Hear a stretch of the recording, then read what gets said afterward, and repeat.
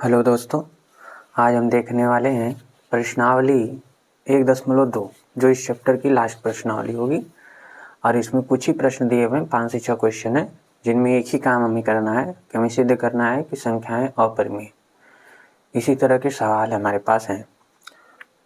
ऐसे जिस तरह से हमने एग्जाम्पल बताए हैं, प्रमेय को समझाया, एग्जाम्पल बताया, उन्हीं एग्जाम्पल की ही तरह से ये हल होने वाले, और कुछ इसमें नया नहीं करना। तो हमें क्या करना है, पहला प्रश्न ये दिया है, कह रहा है सिद्ध कीजिए कि कड़ी में 5 एक अपरिमेय संख्या है। तो क्या करेंगे, बताया गया आपको जिस तरह से हमने कड़ी में 2 को प्रूफ किया था कि कड़ी में 2 एक अपरिमेय संख्या है, उसी तरह से कड़ी में 5 भी प्रूफ होगा। क्या लिखेंगे, माना कड़ी में 5 एक परिमेय संख्या है। यही तो करते हैं। सबसे पहले हम क्या करते हैं, हम कड़ी में जो भी हमें दिया हुआ है, कड़ी में कोई प्राइम नंबर जो भी संख्या हमको दी है, हमें अपरिमेय प्रूफ करना है, लेकिन हम उसको परिमेय संख्या मान लेते हैं। सेम जैसे हमने कड़ी में 2 का किया था, बस समझ लीजिए वहीं पे कड़ी में 5 लिखना है, और जहाँ जहाँ 2 आ रहा है वहाँ 5 लिखना है। तो जो हमारा क्वेश्चन जो हमने कड़ी में 2 वाला किया है, उसी में खाली नंबर को बदल दें, कड़ी में 2 की जगह कड़ी में 5 लिख दें, 2 की जगह 5 लिख दें, तो और कुछ करना ही नहीं है, पूरा का पूरा इसका प्रूफ बन जाएगा वो। लेकिन फिर से इसको करते हैं शुरू से। तो वही कहना हमें कि मान लेंगे, माना कड़ी में 5 एक परिमेय संख्या है। अब अगर कड़ी में 5 परिमेय संख्या है ना, तो लिखेंगे जिसे a/b के, यहाँ नहीं लिखते हैं, ठीक है, जगह कम पड़ जाएगी, जिसे a/b के सरलतम रूप में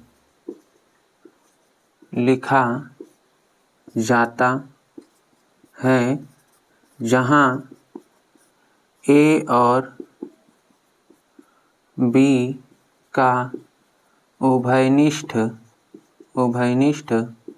गुणनखंड एक है, अर्थात a और b का HCF, या ऐसे लिख लेते हैं सीधे, HCF जो है a और b का वह एक है, ठीक है। ऐसा हमने लिख लिया। हम यही मानते हैं कि सबसे पहले मान लेते हैं कड़ी में 5 जो है एक परिमेय संख्या है।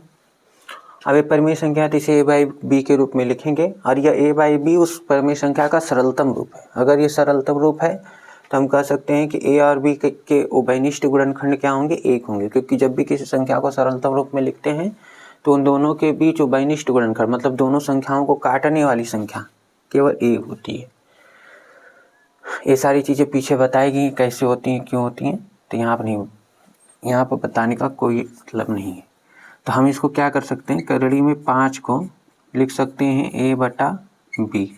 अब दोनों पक्षों का वर्ग कर लेते हैं। दोनों पक्षों का वर्ग करने पर, अब वर्ग करेंगे तो कड़ी में 5 का वर्ग, इधर a/b का वर्ग। कड़ी में 5 का वर्ग 5 आएगा, और ये हो जाएगा a²/b²। इसको इधर b² को इधर भेज देंगे, 5 को इधर, तो b² बराबर हो जाएगा a²/5।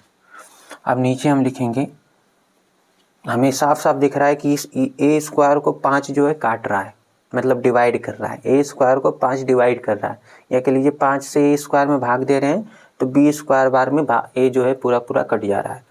तो अब a² को 5 काट रहा है, तो हम प्रमेय जानते ही हैं, तो लिखेंगे चूँकि ना 5 जो है a² को विभाजित करता है, ठीक है। इसलिए 5 जो है, हमने पढ़ा है कि अगर कोई अभाज्य संख्या a² को डिवाइड कर रही है तो उस a को भी डिवाइड करेगी। अगर कोई अभाज्य संख्या a² को डिवाइड करती है तो वह a को भी डिवाइड करेगी। ठीक है।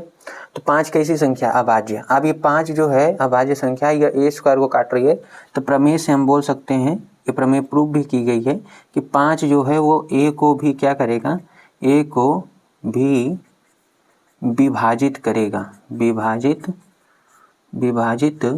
करेगा।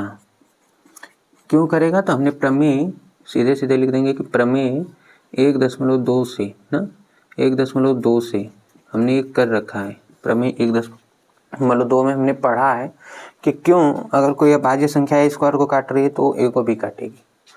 तो वहाँ से हम इसको देख भी सकते हैं। अब यहाँ पर ए स्क्वायर को 5 बी स्क्वायर बार में काट रहा था, तो ए स्क्वायर को बी स्क्वायर बार में काट रहा था, ए को नहीं। तो अब हमें ए नहीं पता है कि ए को 5 कितनी बार में काटेगा, तो हम मान लेंगे कि सी बार में काटता है ना। अब हमें नहीं पता है कि ए को, ए स्क्वायर को तो पता है कि ए स्क्वायर में 5 से भाग देंगे तो बी स्क्वायर बार में कटेगा, ए स्क्वायर में 5 से भाग देंगे तो बी स्क्वायर बार में कटेगा। लेकिन ठीक है, इसको ऐसे थोड़ा सा लिख के अगर चाहें तो समझ सकते हैं। जो बी स्क्वायर बराबर ए स्क्वायर बटा 5 लिखा है, इसको इधर उसको उधर पक्षांतर कर दें तो ये ए स्क्वायर बटा 5 बराबर जो है बी स्क्वायर लिखा है। इसका मतलब जब ए स्क्वायर को हम 5 से डिवाइड कर रहे हैं तो बी स्क्वायर बार में कट जा रहा है, बी स्क्वायर बार में कट जाता है। अब हमें ये पता है कि ए स्क्वायर जो है 5 से बी स्क्वायर बार में कटता है, तो ए स्क्वायर में कटता है, ए थोड़ा बी स्क्वायर बार में कटता है। तो ए को भाग देंगे तो कितनी बार में कटेगा, ए को कितनी बार में भाग देंगे तो कितनी बार में कटेगा, तो मान लेते हैं कि सी बार में कटेगा, सी बार में कट जाता है, ऐसे मान लेंगे। एग्जाम्पल के लिए देख लीजिए, जैसे मान लीजिए आपके पास 36 है, 36 3 से कट रहा है, कितनी बार में कट रहा है 36 3 से, तो 36 3 से 6 बार, सॉरी 6 कह रहे 12 बार में कट रहा है।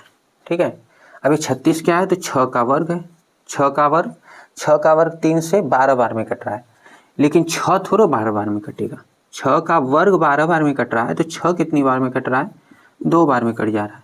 तो वही कह रहे हैं कि ए स्क्वायर बी स्क्वायर बार में कट रहा है, तो ए जो है वो कितनी बार में कटेगा हमें नहीं पता, तो हम मान लेते हैं कि सी बार में कटेगा। ठीक है,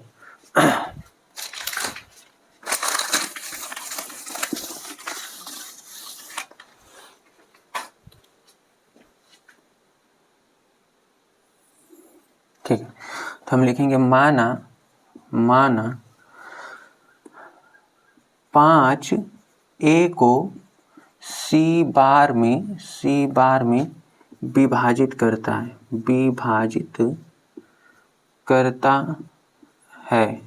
ठीक है। तो 5 ए स्क्वायर को सी बार में विभाजित करता है, तो हम लिख सकते हैं ए बराबर 5 सी, ऐसे समझिए ए में 5 से भाग दे रहे हैं तो सी बार जा रही है, इसका मतलब ए बराबर 5 सी हो गया। ए में 5 से भाग दे रहे हैं, सी बार में कट रहा है, मतलब ए बराबर 5 सी हो गया। अगर ए बराबर 5 सी हो गया तो हम इसका मान ए का मान समीकरण 2, इसको समीकरण 1 कहेंगे, इसको समीकरण 2 कह लेते हैं। ठीक है, तो समीकरण 2 में रखने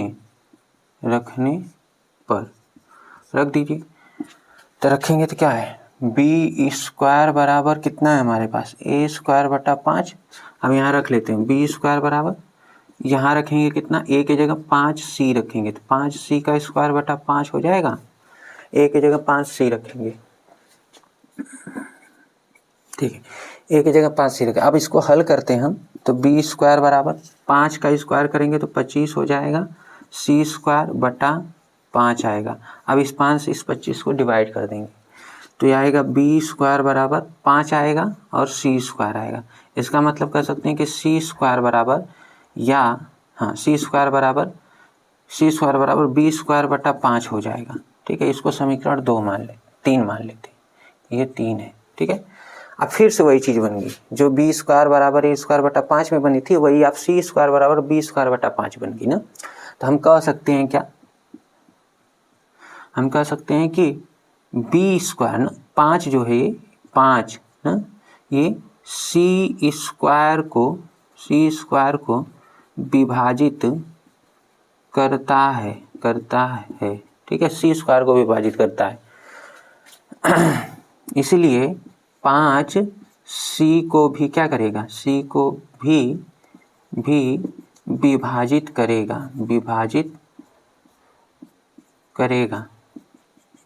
क्यों करेगा? तो प्रमेय 1.2 में हमने इसे प्रूव किया है कि जब भी कोई एक संख्या अभाज्य संख्या सी स्क्वायर, कोई भी अभाज्य संख्या ए स्क्वायर को डिवाइड कर रही तो ए को भी डिवाइड करेगी वहाँ से।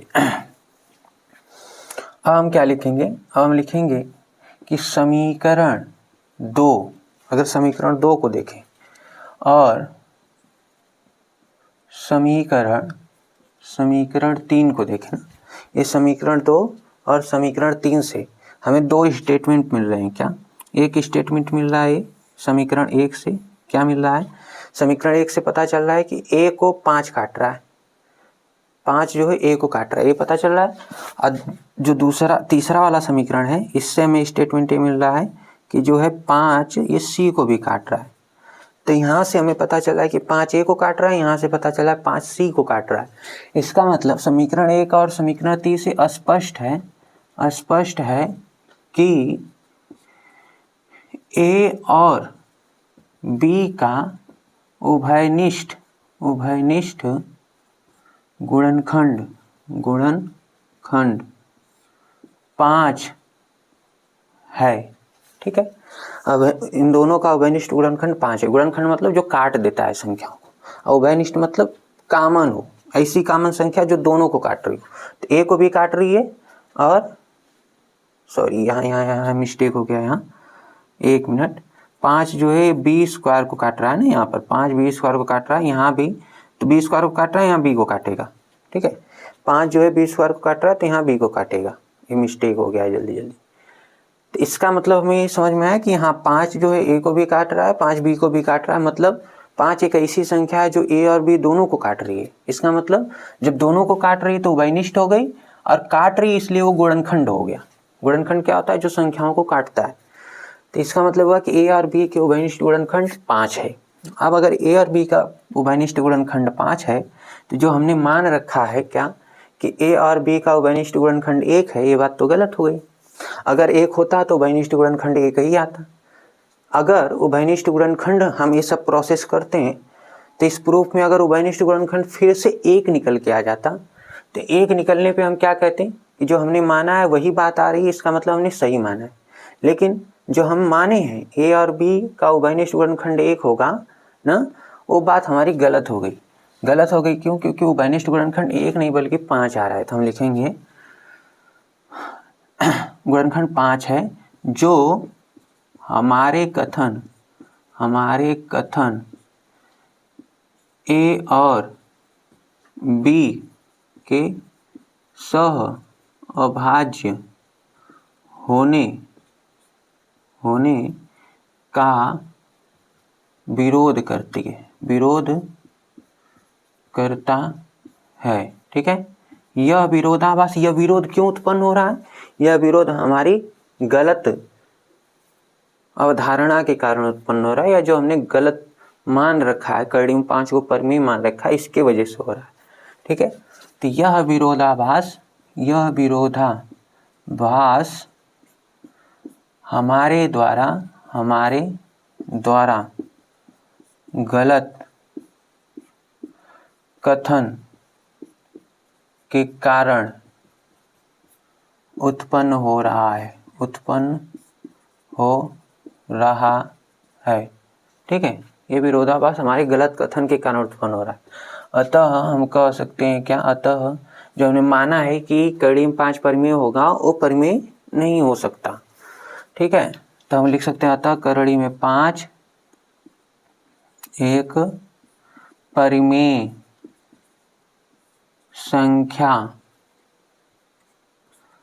संख्या नहीं बल्कि एक अपरिमेय संख्या होगी, एक अपरिमेय संख्या है। ये चीज हो गई। हमने परिमेय माना था लेकिन परिमेय प्रूफ हो ही नहीं, संख्याएं 2 ही हो सकती हैं, या तो परिमेय या तो अपरिमेय। तो परिमेय हम प्रूफ करना चाहते थे लेकिन परिमेय प्रूफ हुआ नहीं, परिमेय सिद्ध हुआ नहीं, इसका मतलब वो अपरिमेय था, इसीलिए वो परिमेय नहीं आया। ठीक है, तो ये हमारा पहला क्वेश्चन हो गया। दो ही तरह के प्रश्न मिलेंगे, या तो सीधे रूट के अंदर प्राइम नंबर दिया रहेगा, रूट के अंदर प्राइम नंबर दिया रहेगा, पूरा प्रोसीजर यही रहेगा।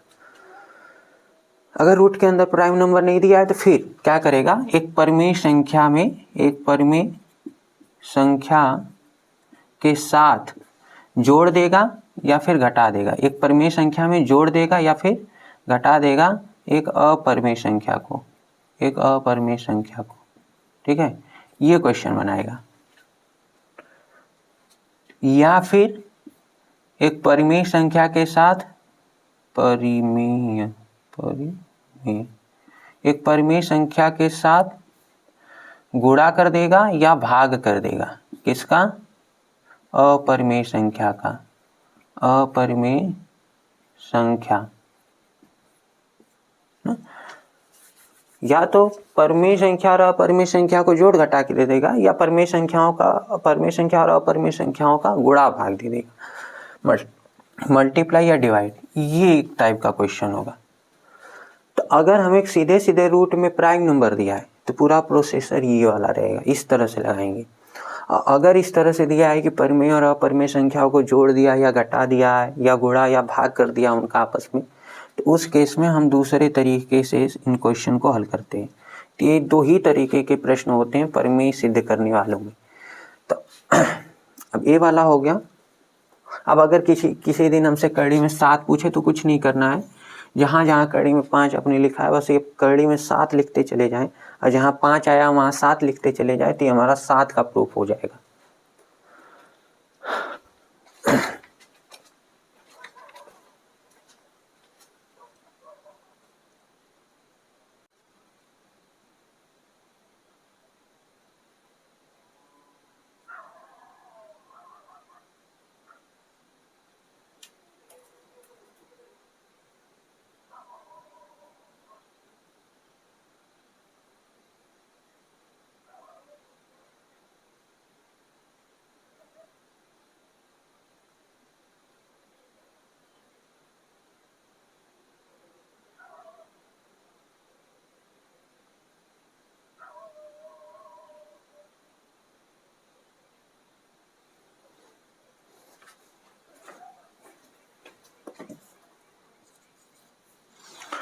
ठीक है, अब हम दूसरे प्रश्न को देखते हैं क्या कह रहा है। वही जो हमने कहा था कि जोड़ के या फिर घटा कर दे देगा, तो इसमें जोड़ा भी है और गुणा भी किया है। ठीक है, तो देखते हैं कैसे होगा ये प्रश्न। तो इन संख्याओं को, ऐसी संख्याओं को थोड़ा अलग तरीके से हम करते हैं। उस पूरे प्राइमरी मेथड से जाएंगे, जो शुरुआती मेथड, उससे जाएंगे बहुत बड़ा पड़ेगा। तो दूसरा तरीका क्या है, तो जो हमें पहले से पता उसका हम यूज करेंगे। जैसे कड़ी में 5 हमें पता है कि अपरिमेय संख्या, अभी हमने प्रूफ भी किया है, तो इसका हम यूज करेंगे। अब यहाँ पर तो हम कैसे लिखेंगे इसको, कि माना, काम वही करना है, इसको मान लेना है कि यह परिमेय है। माना 3 + 2 कड़ी में 5 एक परिमेय संख्या है, परिमेय संख्या है, जिसे सरलतम रूप में a/b लिखा जाता है, a/b लिखा जाता है, अर्थात लिखा जाता है, a/b लिखा जाता है। a और b का उभयनिष्ठ, यहाँ उभयनिष्ठ गुणनखंड ये सब लिखने का कोई मतलब नहीं है, चलिए फिर भी लिख लेते हैं। लिखने से क्या है, उभयनिष्ठ गुणनखंड एक है, ये लिख लेते हैं। लेकिन इस लाइन की हमें ज़रूरत पड़ने वाली नहीं है इस तरह की सवालों में। अब क्या करेंगे, लिख लेंगे। अगर ये परिमेय है, इसका मतलब हम लिख सकते हैं 3 + 2 कड़ी में 5 जो है, इसको हम क्या लिख सकते हैं, a/b। अब इस 3 को उधर ले जाइए, तो 2√5 जो होगा, 2√5, 3 उधर चला गया, a/b - 3। ठीक है, a/b - 3।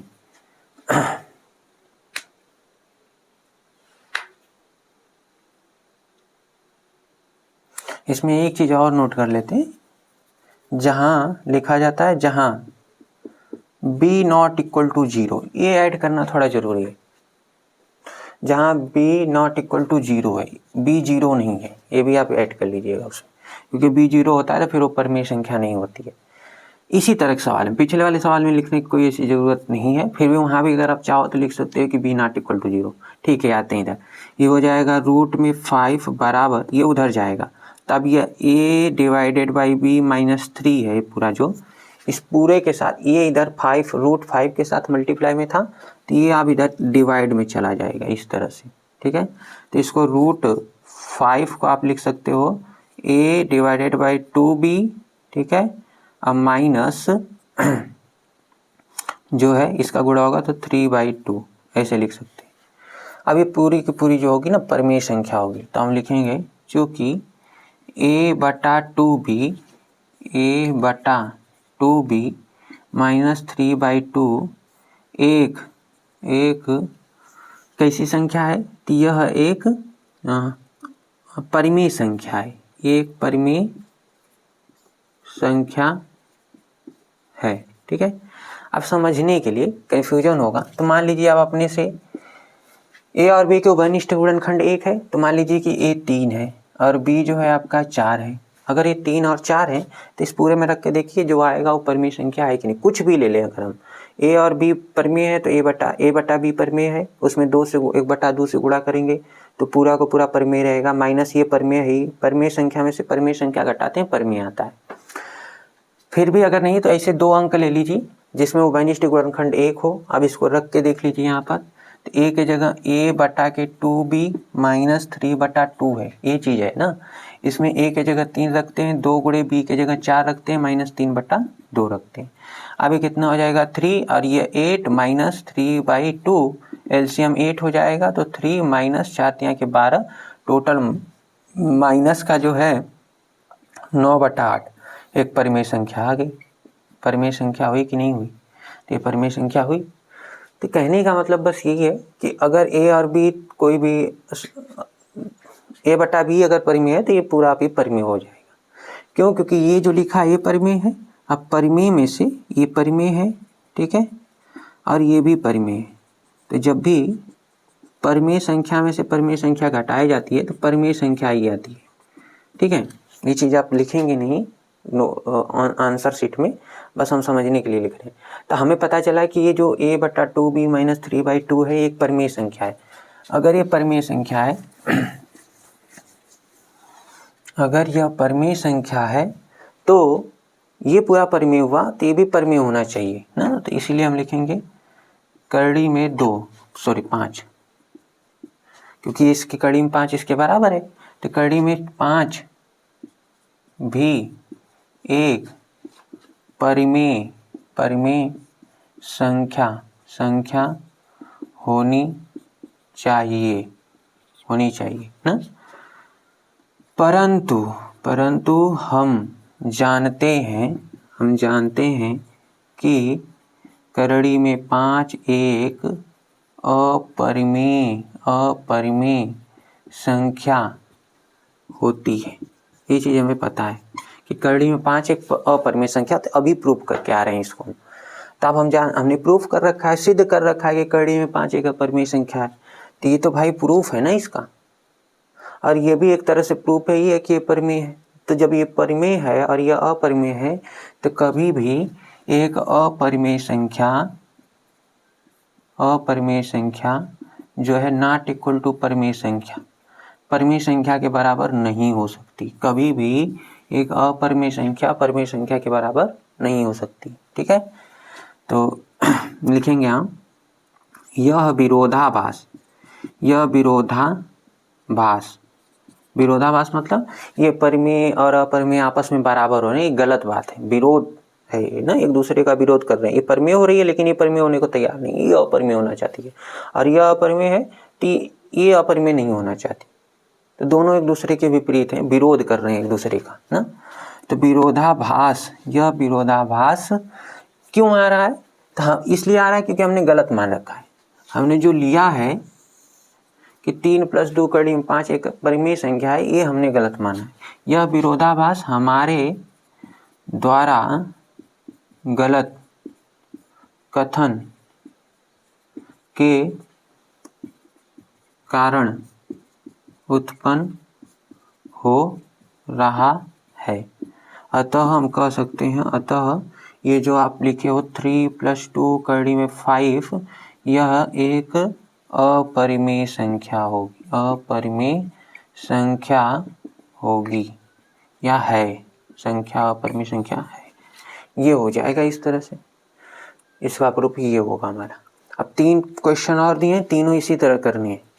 या तो उस तरीके से लगेगा जो √5 वाला बताए, या फिर इस तरह से प्लस माइनस करके दिया है तो ये तरीका होगा, ऐसे लिखना है बस, और कुछ नहीं है इस चैप्टर में। ये चैप्टर खत्म हो रहा है। अब 3 क्वेश्चन जो आपके बच रहे हैं, एक क्वेश्चन नंबर 3 में कि 1 कड़ी में 2, 7 कड़ी में 5, ये हमने बता रखा है पिछले वाले में, 6 + कड़ी में 2, तो इसमें से 7 और √5 जो है ये बताने की जरूरत नहीं, क्योंकि पिछले वाले में बताया गया है। हाँ, इस क्वेश्चन को आप कर सकते हैं कि जैसे यहाँ पर क्वेश्चन नंबर जो 3 है, क्वेश्चन नंबर जो 3 है, 3 का तीसरा प्रश्न जो दिया है, 3 का तीसरा प्रश्न 6 + कड़ी में 2 दिया है, 6 √ कड़ी में 2 दिया है। तो ये पूरा क्वेश्चन जो है ना, जैसे हमने इसको किया था उसी तरह से यह होने वाला है हल। तो इसको बताने का कोई मतलब नहीं है। क्या करेंगे हम, थोड़ा सा फटाफट से बता देते हैं। बस इस क्वेश्चन में आप यहाँ पर लिखेंगे क्या, 3 + √5 था, तो आप कहोगे 6 जो है 6 + √2, ये इसको परिमेय संख्या मान लेंगे। तो 6 + कड़ी में 2 जो है उसको हमने क्या मान लिया, परिमेय संख्या। अब परिमेय संख्या मान लिया तो जैसे 3 + √2 को हमने लिखा था a/b, अब लिखेंगे 6 + कड़ी में 2 को a/b।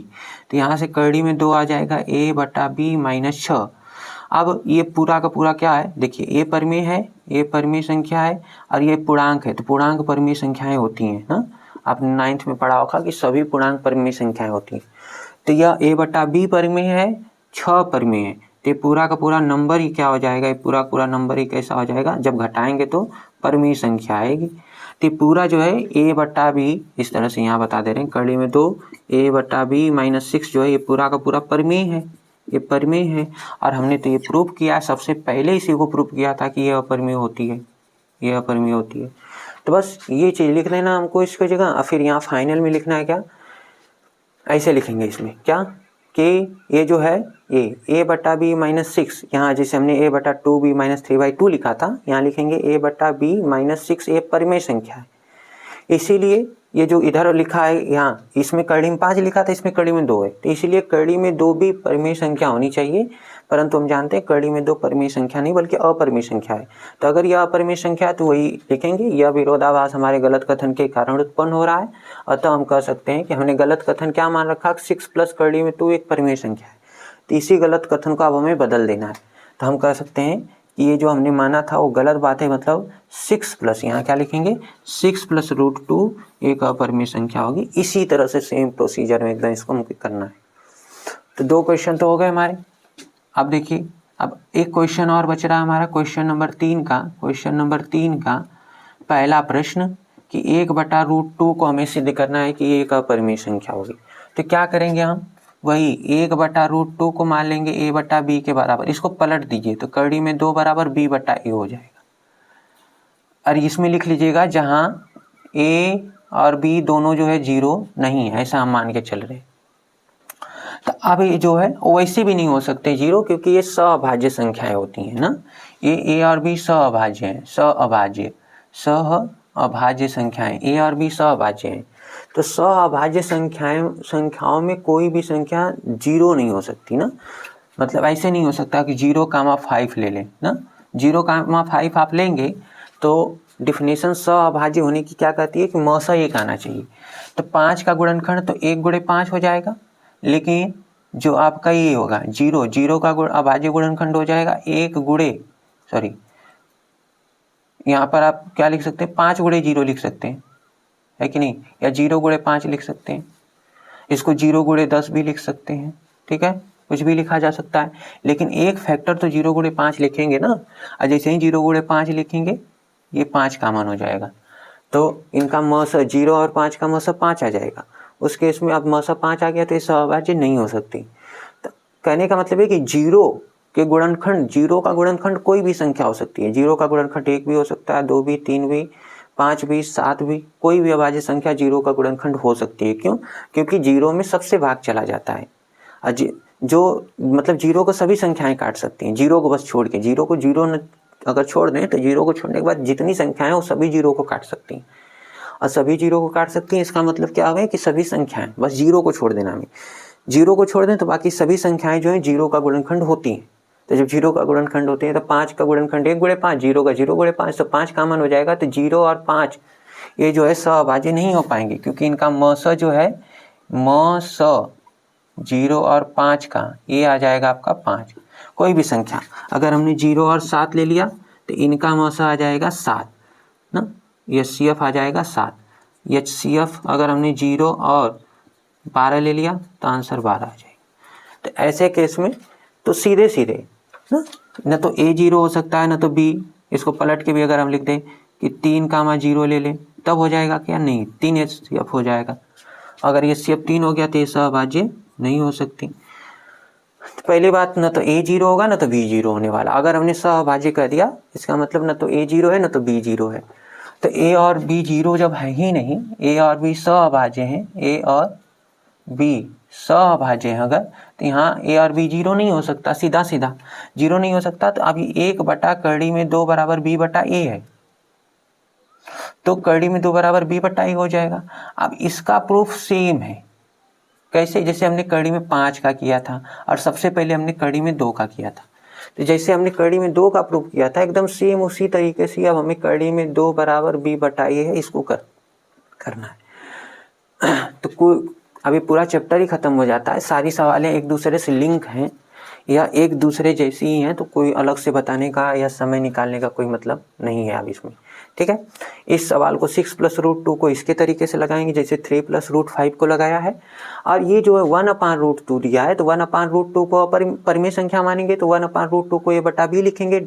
इसको अगर हम पलट दें तो ये 1/√2 जो है वो √2 हो जाएगा, A बटा B B बटा A के बराबर हो जाएगा।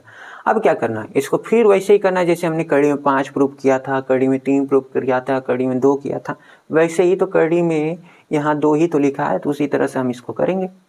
तो पूरा जो है, और ये वाला क्वेश्चन जो है इसका क्वेश्चन नंबर 3 का 7वां प्रश्न जो है, सॉरी ये वाला है 7 कड़ी में 3 है शायद ही ना, या 2 होगा, जो भी है देख लेते हैं। 7 कड़ी में 5 है ना, 7 कड़ी में 5 है ये, इसका प्रूफ ऐसी सवाल हमने बता रखी है पीछे, हो सकता है 7 कड़ी में 3 पिछले वाले वीडियो में 7 कड़ी में 3 या 7 कड़ी में जो है कि 2 लिया गया हो यहाँ पर, तो सेम उसी की तरह से ये होने वाला है। तो इस चैप्टर का अब एंड हो गया है, ये पूरी तरह से चैप्टर अब खत्म हो गया। अब हम बस एक काम करने वाले हैं कि एक लेक्चर और लेंगे, 1 लेक्चर, ठीक है। और उस लेक्चर में क्या होगा कि हम देखेंगे, क्या देखने वाले हैं हम उसमें, तो हम उसमें देखने वाले हैं कि जो बोर्ड एग्ज़ाम है, बोर्ड एग्ज़ाम की बात करें तो उसमें इस चैप्टर से ना, चैप्टर 1 से ना क्वेश्चन के पैटर्न क्या है, क्वेश्चन के पैटर्न हम देखेंगे, पैटर्न कि किस तरह के जो है कि प्रश्न इस चैप्टर से बन पा रहे हैं और कितने नंबर के बन रहे हैं ना। मार्क देखेंगे कितने मार्क का बन रहा है, और हम क्या देखेंगे, पैटर्न क्या है, मतलब किस तरह के क्वेश्चन पूछ रहे हैं ना, ये चीज़ें जो हैं, और इनका सल्यूशन देखेंगे कि किस तरह से इनको हम सॉल्व कर पा रहे हैं। और इसके बाद जो है ये चैप्टर पूरी तरह से कंप्लीट हो जाएगा, ठीक है, कुछ बचेगा नहीं, वो चैप्टर तो कंप्लीट ही हो गया। इसको जब देख लेंगे तो बोर्ड एग्जामिनेशन के नज़रिए से भी पूरी तरह से जो है कि आपका कंप्लीट हो जाएगा। तो कल हम बात करेंगे कि जो हमने अब तक पढ़ा है ना, उससे हमारे बोर्ड के क्वेश्चन बन रहे हैं या नहीं, और कितना जो है हम सीख पाएँ और कितना जो हम क्वेश्चन को हल कर पा रहे हैं, ये चीज़ जो होगी कल वाले में होगी। फिर उसके बाद बहुपद, अगला चैप्टर बहुपद।